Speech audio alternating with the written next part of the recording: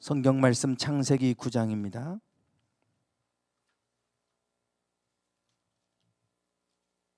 아, 9장이 아니고 11장입니다. 죄송합니다. 11장 1절부터 9절까지입니다.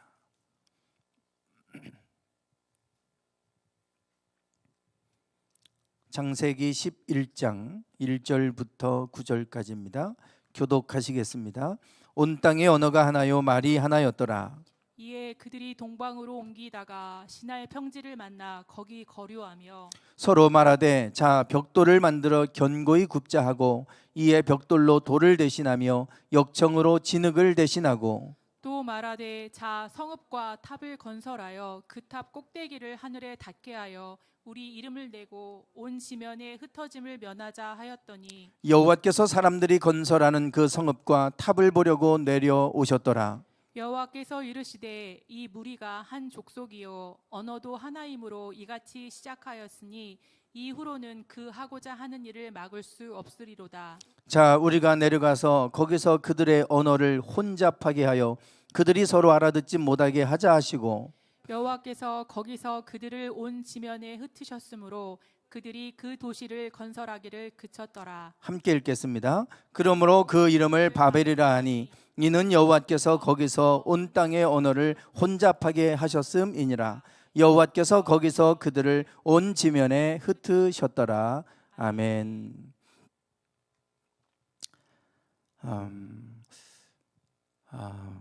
오늘 나누는 이 말씀 바벨탑 이야기까지 창세기 11장까지는 제가 계속해서 강조하고 또 중요하게 말씀을 드리는 2000년의 역사를 담고 있습니다. 그 2000년의 역사의 이제 마지막 이야기입니다.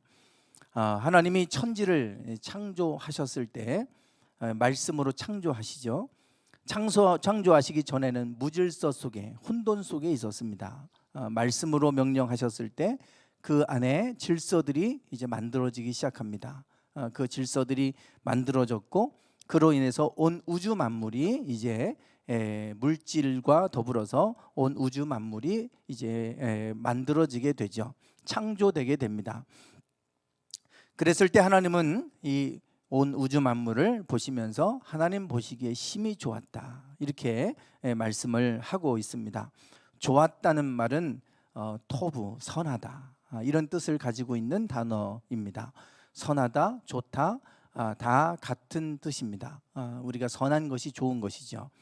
요즘에 뭐 학폭 논란이 참 많습니다. 어렸을 때 학생 때 뭐 철없이 했던 일들이 지금 막 다 폭로되면서 이제 어려움을 겪는 많은 연예인도 있고 운동 선수들도 있고 이제 그런 일들을 겪고 있는 그런 모습을 보게 됩니다. 왜 굳이 또 이걸 지금 꺼내놓을까 이런 생각을 할 수도 있어요. 그러나 하나님 앞에 가면 언젠가는 다 드러나게 되는 것 아니겠습니까? 우리가 처리할 건 처리해야죠. 하나님 앞에 회개할 건 회개해야 되고 사죄할 건 사죄해야 되고 그것이 그냥 덮어진다고 덮어지는 게 아니지 않습니까? 하나님이 보시기에 심히 좋았고 선했던 모습들이 이제는 인간이 타락하면서 악해져 가기 시작합니다. 그래서 보기에 좋지 않은 무질서한 혼돈 상태로 빠져들게 되는데 그 두 가지 사건 그것은 이제 아담과 하와가 선악과를 따먹는 사건으로 그 땅이 저주를 받게 되고 그때부터 땅은 가시덤불과 엉겅퀴를 내기 시작하면서 인간은 땀을 흘리고 수고를 해야만 했고 여자들은 해산의 고통을 이제 얻게 되죠. 이제는 수고해야 땀을 흘려야 소산물을 얻게 됐습니다. 참 이상한 것은 우리에게 유익한 거는 많은 노력이 필요해요. 그러나 우리 인간들에게 해로운 거는 그냥 그렇게 밟아도 죽여도 또 자랍니다. 잡초들 보세요. 그거는 누가 손 돌보지도 않아도 왜 이렇게 잘 자라는지 몰라요. 뽑아내고 그래서 뿌리째 뽑아서 그 다시 뿌리를 내리지 못하게 햇빛에 타서 죽도록 뒤집어 놓고 이렇게 해도 비가 오면 또 어디서 날라왔는지 또 자라요. 끝없이 그래요. 그러나 우리에게 유익한 것들은 얼마나 땀을 흘려야 되는지 몰라요. 이것이 바로 인간이 죄로 인해서 땅이 저주를 받아서 그렇게 됐다라고 말하는 겁니다. 그래서 뭐든지 가만 내버려 두면 다 무질서한 방향으로 타락하는 방향으로 가게 돼 있어요. 그래서 우리가 선해지려면 많은 노력이 필요한 겁니다. 그냥 내가 살고 싶은 대로 살아야지 그러면 이제 악해져 가는 방향으로 가게 되는 것이죠. 그래서 우리가 늘 아름답고 선한 모습으로 좋은 모습으로 살아가려면 많은 노력이 필요합니다. 땀을 흘려야 되는 것이죠. 두 번째 타락은 가인과 아벨의 이 제사 이야기였어요. 가인의 때에 세월이 지난 후에 가인의 제사가 하나님께 연락되지 않았습니다. 하나님이 받으실 수 없는 가인이 제사를 드렸죠.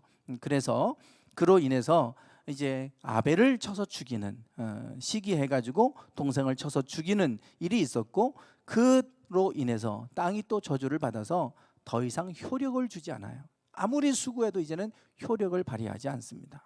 그래서 땅이 사막화되면 아무리 열심히 노력하고 씨를 뿌리고 뭐 해도 소용이 없어요. 환경이 파괴되는데 우리가 뭘 할 수 있겠어요?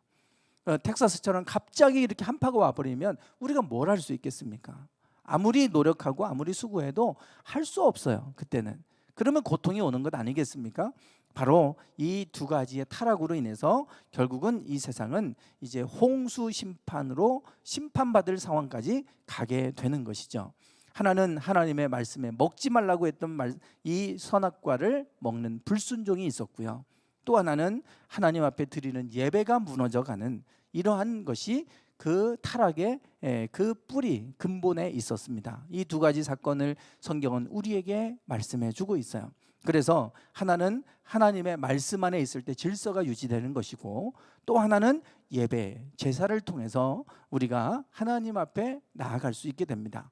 에덴 동산에서 쫓겨났던 인간이 하나님을 만날 수 있는 유일한 통로가 있다면 그게 제사예요.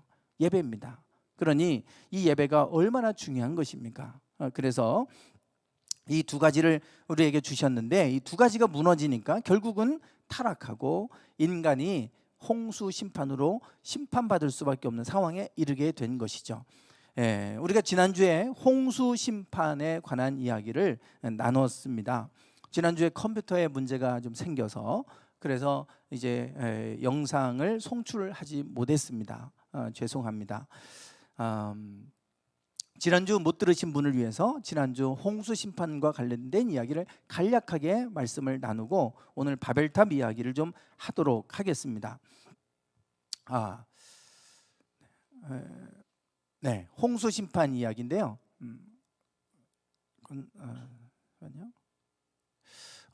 이 홍수 심판 이야기는 우리가 너무나 다 잘 아는 사건이죠. 인류의 역사에서 이 홍수 사건은 가장 중요한 사건입니다. 그 사건이 인류 전체를 멸망에 이르게 했고, 노아의 가족을 통해서 다시 하나님이 새로운 세상을 열었으니까요. 그러니 이게 아주 중요한 사건이고, 이 홍수 심판 이후로 지구의 환경은 완전히 바뀌었습니다. 그래서 하늘에 있는 물층에 있는 모든 물들이 다 쏟아져 내렸는데, 그 물층이 있음으로 인해서 온갖 우주로부터 오는 우주파들을 다 막아주는 것들이 이제 사라지게 돼요. 지금은 우리가 오존층이 있지 않습니까? 오존층. 그 오존층이 자외선을 막아주잖아요. 아주 중요한 역할을 합니다. 그러니까 우리 지구에는 대기라는 게 있어서 이 대기권이 있어서 많은 외부로부터 오는 걸 막아주고, 또 지구에는 자기장이 있어가지고 자기장이 우리를 보호해주는 역할을 하잖아요. 그 전에는 물층이 있어서 그것이 또 우리를 보호해 줬어요. 그래서 보통 나이로 치면 900세 정도를 살지 않습니까? 그런데 이제 그 지구의 환경이 완전히 이제 바뀌어가면서 수명이 줄어들기 시작하고 지금의 수명까지 이제 오게 되었습니다. 그래서 이 홍수 심판은 하나님이 인간 지었음을 한탄하시고 인간뿐만 아니라 모든 것을 이제 쓸어버리시는 이러한 사건이 되겠죠. 그러면 이 홍수 심판이 왜 일어나게 됐느냐? 성경은 그 노아 시대의 죄악상을 이렇게 말해주고 있습니다. 그래서 PPT 안 넘어가요?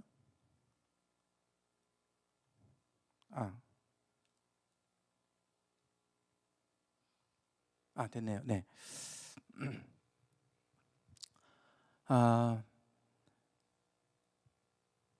그 노아 시대에 그 홍수 심판이 있을 때 그 세상의 모습은 죄악이 세상에 가득했다 그랬어요.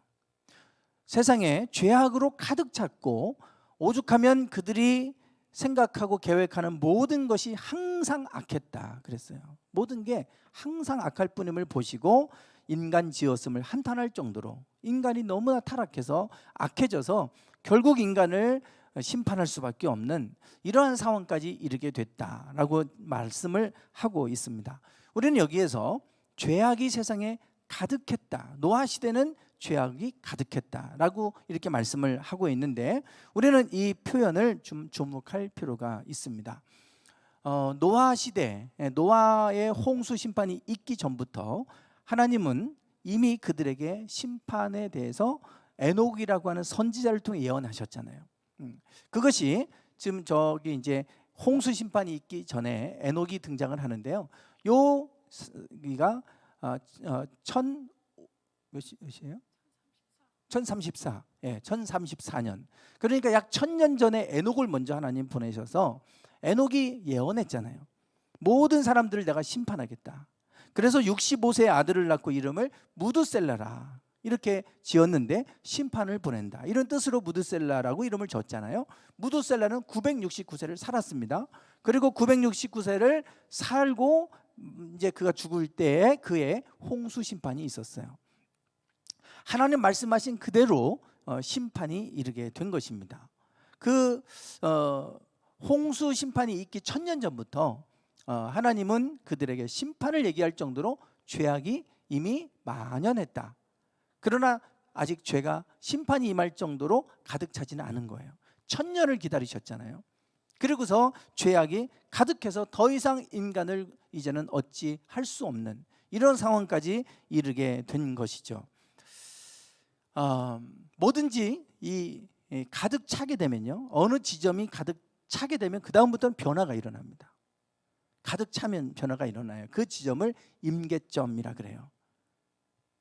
물이 열을 가하면 계속 부글부글 끓기 시작합니다.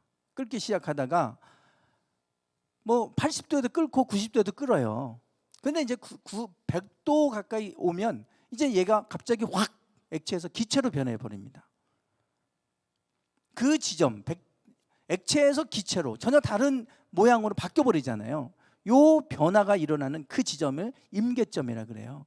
더 이상 이제 열이 가하면 에너지가 막 축적되다가 그 지점이 딱 오면 확 바뀌어 버리는 거예요. 그것이 임계점이에요. 지구도 마찬가지입니다. 지금 계속 지구 온난화가 심해져 가면서 여러 가지 많은 우리가 이런 재앙들이 일어나고 있잖아요. 사막 중동 국가들에게 한파가 오고 막 이러잖아요. 지금 오죽하면 지구가 미쳤다고 말하겠습니까? 지구가 지금 평균 온도가 막 올라가고 있어요. 그래서 그 평균 온도가 계속해서 이제 올라가면서 이런 현상들이 나타나는데, 그런데 이게 어느 정도까지 올라가면요, 이게 어느 정도 그 상태 임계점을 넘어서 버리면 갑작스럽게 확 변화가 일어납니다. 그 지점을 과학자들은 1.5도로 보는 거예요.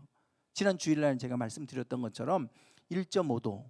그래서 거기까지 올라가 버리면 그 전까지는 계속해서 이런 이제 재앙적인 일들이 일어날 겁니다. 그런데 1.5도까지 올라가 버리면 더 이상 인간이 예측할 수 없는 상황으로 확 바뀌어 버린다는 거죠. 그게 이제 임계점이에요. 임계점. 이와 같은 원리는 모든 것에 다 적용됩니다. 기도도 마찬가지예요. 우리가 기도하면 내가 기도했는데 왜 들어주시지 않을까? 기도가 쌓이고 조금씩 거기에 대해서 하나님이 응답하시니까 거기에 대한 이제 기도 응답들도 나타나긴 하지만요, 쌓이다가 어느 지점이 되면 임계점에 도달하면 확 변화가 일어나요. 그러니까 모든 것이 분량이 차야 돼요. 죄악도 마찬가지고 선도 마찬가지예요. 처음에는 내가 이렇게 기도도 하고 내가 선한 행동도 하는데 왜 변화되는 게 없지? 그게 아니라 어느 정도가 차여치면 그때부터 놀라운 일들이 일어나는 거예요. 실력도 마찬가지예요. 어느 정도 막 쌓여지면 그때까지는 아무것도 안 나타나던 게 갑작스럽게 싱어게인에서 그 이승윤 씨가 이제 30호 이승윤 씨가 우승을 했는데 이재철 목사님, 유명한 이재철 목사님 아들이라고 하는 게 드러났잖아요. 밝혀졌잖아요.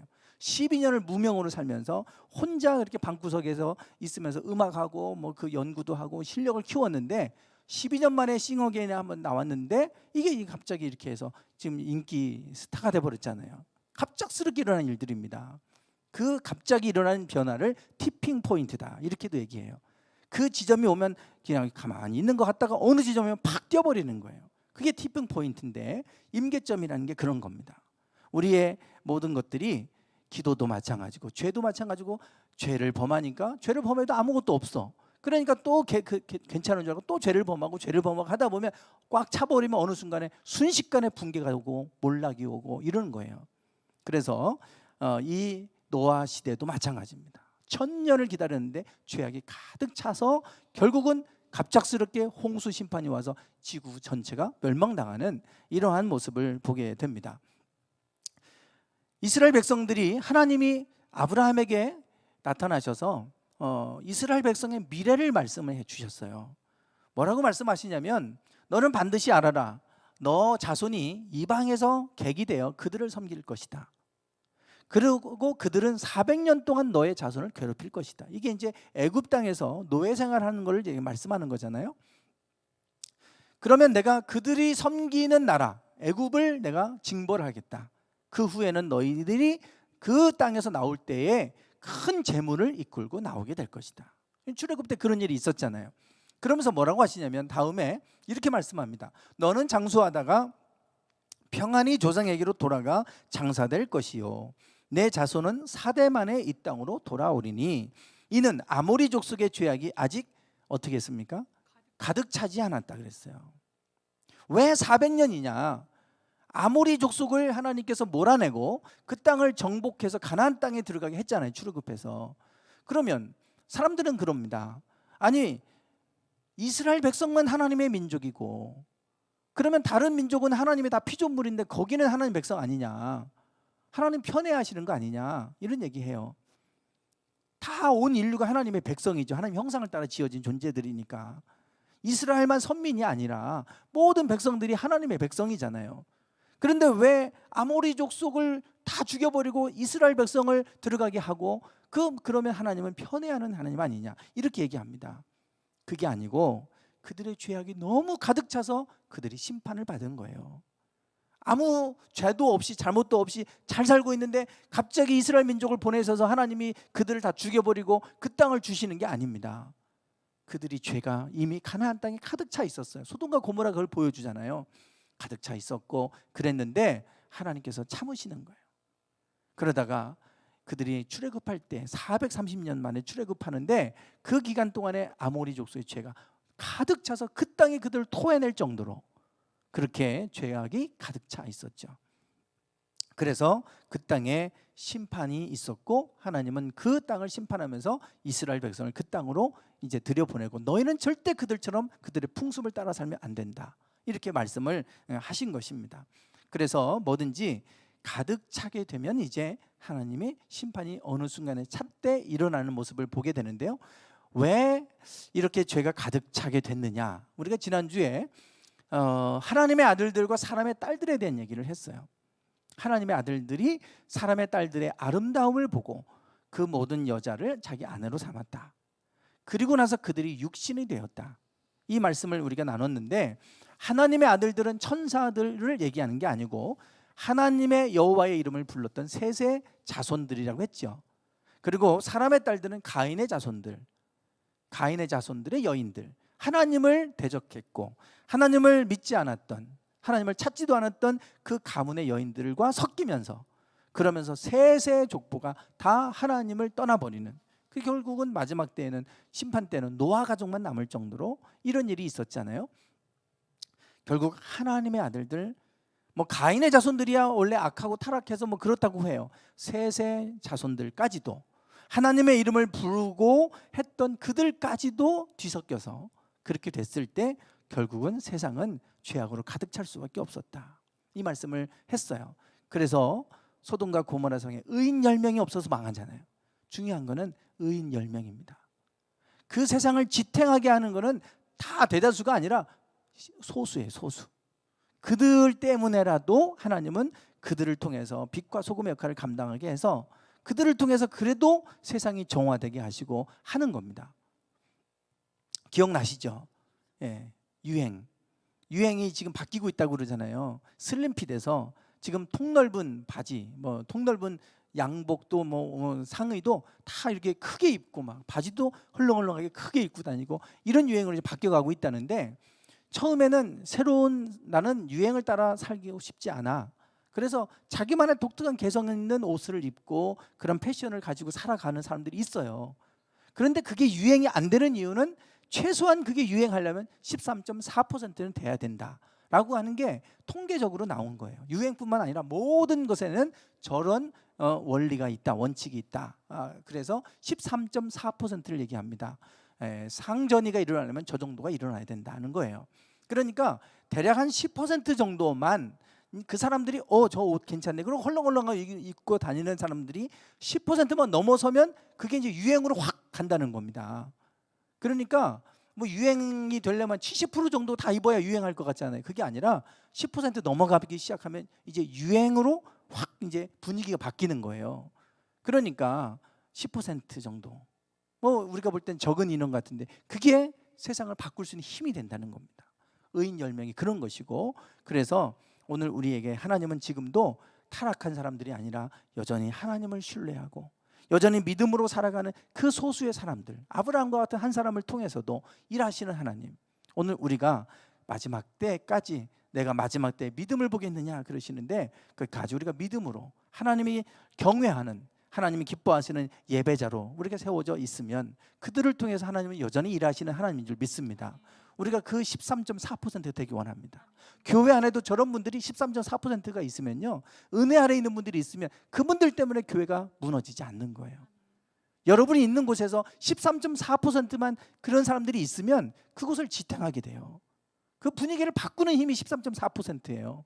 그러니까 참 소수의 힘이 참 크다라고 하는 걸 보게 되는데요, 오늘 우리가 소돔과 고모라 성의 멸망을 막는 사람이 10명만 있어도 오늘 우리가 그 10명이 되기를 원합니다. 오늘 바벨탑 이야기인데요, 바벨탑 이야기. 네, 뭐 바벨탑 그러면 이제 저런 그림들이 이렇게 있어요. 하늘까지 뭐 닿을 정도로 탑을 쌓았잖아요. 과연 고대 시대에 저런 기술이 있었을까? 참 미스테리죠. 성경에 등장하고 실제로 헤로도토스가 이 바벨탑에 대한 기록을 남기고, 그리스의 역사학자 헤로도토스가 바벨탑을 이제 대한 기록을 남기고 이렇게 했어요. 그러니까 성경에만 있는 기록은 아닙니다. 그런데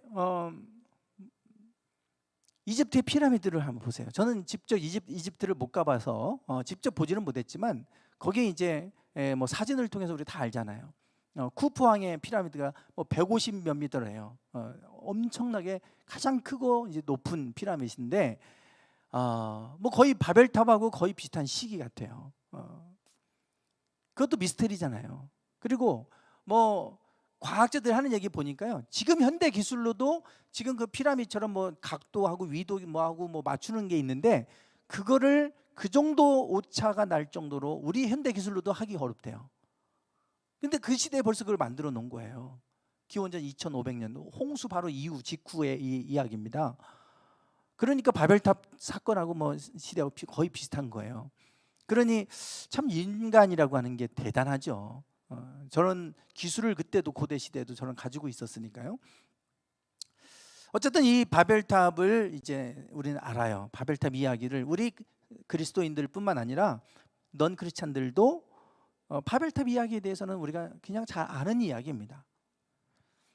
그런데 도대체 누가 저 바벨탑을 쌓았을까에 대해서는 잘 몰라요. 근데 성경에 있는 얘기예요. 있는데 우리는 오늘 읽은 본문의 바벨탑 사건은 11장에서 소개하고 있는데 거기는 누가 했다고는 말하지 않아요. 그러나 그 앞에 10장의 족보들이 나오는데 거기하고 연결해 보면 누군지 나옵니다. 근데 우리가 그거를 그냥 지나쳐서 읽어요. 오늘 좀 그 얘기 좀 하려고 합니다. 도대체 누가 왜 이런 일을 한 것인가? 그리고 왜 하나님은 그걸 흩어놓으셨는가? 언어를 혼잡케 하셨는가? 이제 그 얘기를 좀 할 건데요. 오늘 본문의 2절에 보면 이렇게 말씀합니다. 힌트가 나와요. 이 바벨탑을 쌓은 사람이 누군지, 어떤 사람인지 힌트가 나오는데 2절에 나와 있죠. 이에 그들이 동방으로 옮기다가 어디에 거류했어요? 시날 평지를 만나 거기 거류했다. 시날 평지에 거류했다는 거예요. 자, 여기 지도입니다. 지도인데 지금 보이는 곳, 이곳이 지중해예요. 지중해. 여기가 나일강입니다. 나일강. 그리고 여기가 이제 바벨론. 그리고 여기가 시날 평지입니다. 여기가 유브라데스 티그리스 강이 있는 여기를 메소포타미아 문명이 태동한 곳이 여기예요. 여기가 시날 평지입니다. 여기는 다 사막화돼 있어서 이렇게 이제 못 가고요. 이렇게 돼서 여기가 비옥한 초승달 지역이라고 하는 세계사에서 공부할 때 비옥한 초승달 지역 하면 여기예요. 메소포타미아 문명. 네, 여기가 시날 평지입니다. 여기가 바벨론이에요. 바벨탑을 쌓았던 곳 바벨론 여기입니다. 여기는 이제 가나안 땅이죠. 가나안 땅. 자, 지금 여기가 바벨론이고요. 여기 아라랏산이 이렇게 있고 여기가 아라랏산이에요. 노아 시대에 이제 홍수 심판이 있었잖아요. 그리고 이제 방주를 타고 이제 비가 멈추고 빗물이 다 지구상에서 빠져나갔을 때 배가 멈춘 곳은 아라랏산입니다. 그리고 지난주에 제가 아라랏산에서 발견된 사진도 보여드렸잖아요. 아라랏산에서 방주가 걸치게 돼요. 이제 거기서 내려온 거예요. 내려와서 셈과 함과 야벳, 노아의 세 아들 셈과 함과 야벳이 자손들을 낳아서 그들이 흩어져 살게 됩니다. 그래서 10장에는 족보가 나와요. 셈의 족보, 함의 족보, 야벳의 족보, 세 족보가 나오는데 누가 누구를 낳았고 쭉 그 얘기 나오잖아요. 그 이름이 그 당시에 고대 땅의 지명이 돼요. 그래서 뭐 아수르, 또 사람 이름입니다. 근데 그게 니누에, 사람 이름이에요. 근데 그게 지명이 되는 거예요. 왜냐하면 그들의 자손들이 모여 살잖아요. 씨족 중심으로. 그래서 누가 사는 땅, 누구의 땅 이렇게 불렸어요. 그러니까 뭐 아수르의 자손들이 사는 땅, 그러면 아수르 부른 거예요. 그냥 그게 지명이 된 겁니다. 니누에 마찬가지고 뭐 이런 식인 거예요. 그래서 지금까지도 그 지명이 남아 있어요. 그래서 성경의 이름과 지명하고 연결하면 그들이 어디에 살았는지를 알 수가 있겠죠. 여기 보시면 뭐 야완, 메색, 달시스 이게 성경에 나오는 이름들입니다. 근데 이게 야벳의 자손들이 흩어져 사는 곳이에요. 지금 유럽 쪽입니다. 유럽. 그리고 함의 자손들이 붓, 미스라임, 구스 이렇게 있는데 요 아프리카 대륙에 주로 이제 흩어져 살게 돼요. 그리고 셈족은 이쪽에 이제 뭐 아수르도 있고 드단, 뭐 아르박사드, 엘람에서 이쪽에 이제 모여 살게 되는데 아시아 쪽이죠. 그래서 셈족은 우리나라도 언어를 세머라고 부르잖아요. 세머. 아시안 계통. 그래서 황인종의 조상이다. 이런 얘기를 하는 거예요. 그리고 야벳 쪽은 지금의 유럽 쪽에 모여 살았기 때문에 백인종의 조상이었을 거다. 이렇게 이제 얘기를 하는 거죠. 이것을 가지고. 그래서 아라랏산에서 내려와 가지고 셈, 함, 야벳이 이렇게 이제 흩어져 살게 됩니다. 그런데 바벨탑 사건과 관련해서 바벨탑이 지어진 곳은 이쪽이에요. 셈족이 사는 곳입니다. 그런데 우리가 이 바벨탑을 누가 만들었냐? 그럴 때 우리가 주목해야 될 사람이 함족에서 이름이 나와요. 함족. 한번 성경을 한번 보세요. 10장 6절부터 8절까지 한번 찾아보세요. 10장 6절부터 8절. 10장에 보면 이제 다 족보가 나옵니다. 10장 6절부터는 함의 족보가 나와요. 함의 자손들. 6절부터 한번 제가 읽어볼게요. 함의 아들은 구스와 미스라임과 붓과 가나안이요. 여기 나오죠. 아까 뭐 미스라임, 붓, 구스, 아프리카 쪽에 이제 모여 살았다고 했잖아요. 실제로 붓이란 이름이 아프리카 나라에서도 붓이라고 불려질 정도로 최근까지도 그런 이름이 지금도 남아 있어요.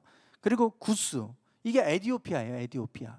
성경에서 모세가 구스 여인을 취했다 그러잖아요. 그게 에디오피아예요. 지금 에디오피아. 그리고 미스라임, 붓, 가나안 이렇게 나오죠.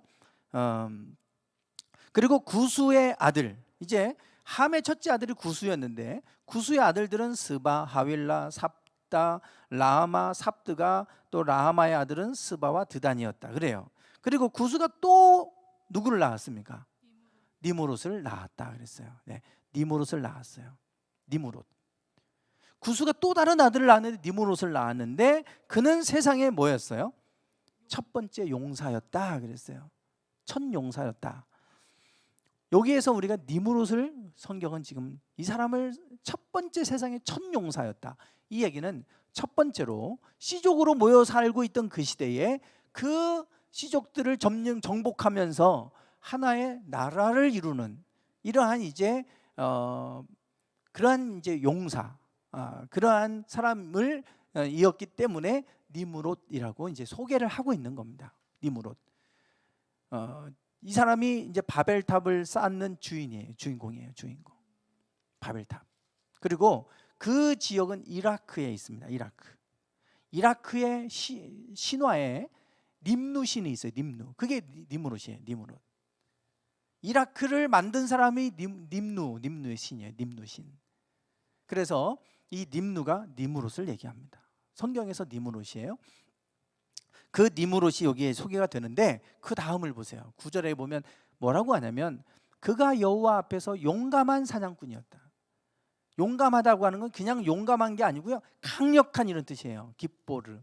강력한 사냥꾼이었다. 아주 매우 강한 사냥꾼이었는데 속담에 이르기를 그러니까 이 니무롯처럼 아주 강한 힘을 가진 그런 사람이 등장을 하면 속담에서 누구는 여호와 앞에 니무롯같이 강력한 용감한 사냥꾼이었다 이렇게 말할 정도로 니무롯이 그 정도였다는 거예요. 그런데 여기에 보면 여호와 앞에서 용감한 사냥꾼이었다. 이게 무슨 말이겠어요?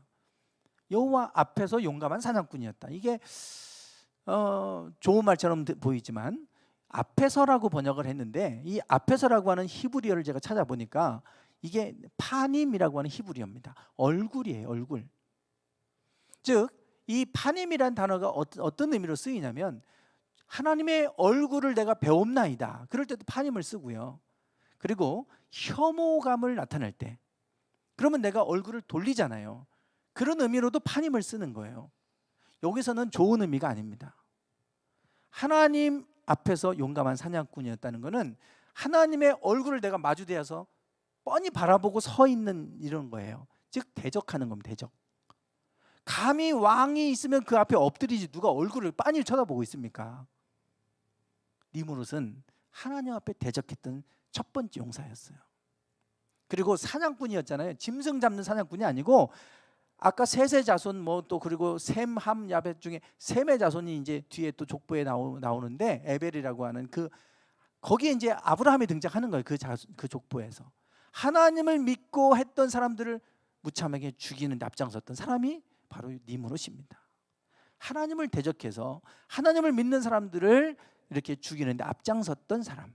적그리스도라고 우리가 말하는 거죠. 그 적그리스도와 같은 사람입니다.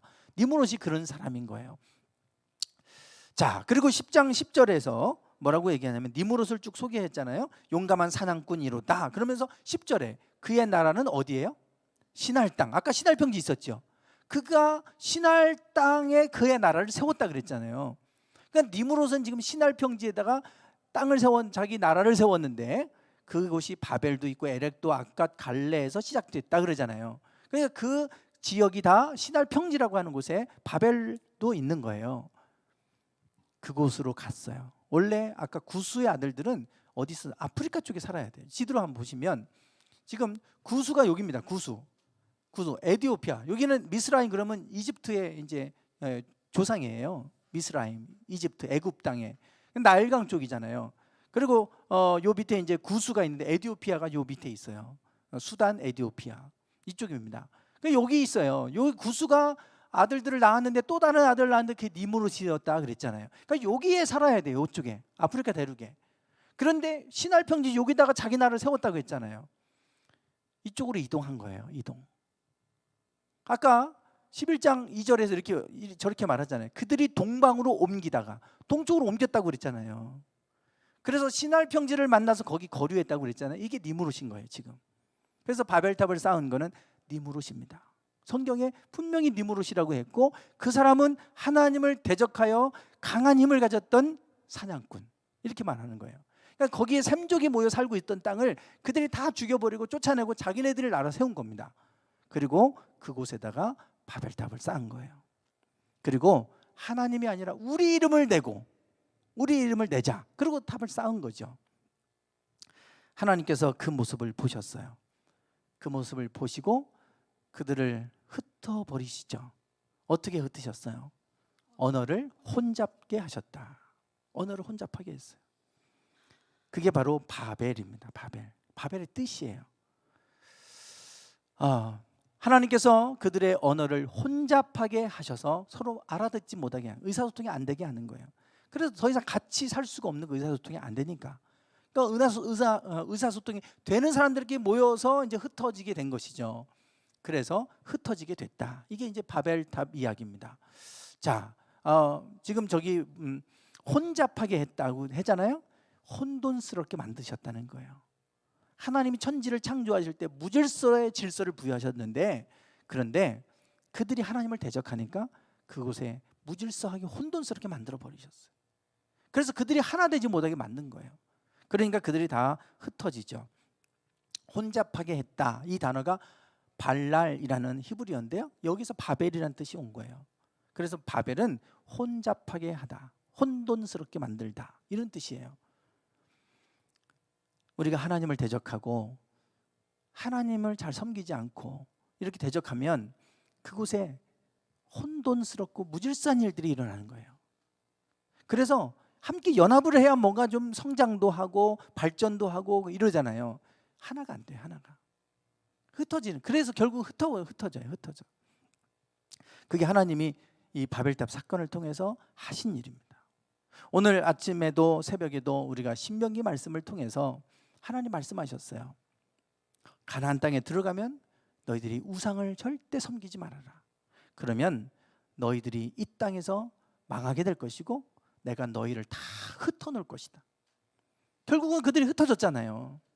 하나님을 섬겨야 되는데 바알신 섬기다가 결국은 망해가지고 다 흩어져갖고 2000년 동안 나라 없이 로마 시대에 망해서 2000년 동안 나라 없이 흩어져 살다가 온갖 수치를 당하고 히틀러 때에는 그렇게 많은 사람들이 죽임을 당하고 그랬잖아요.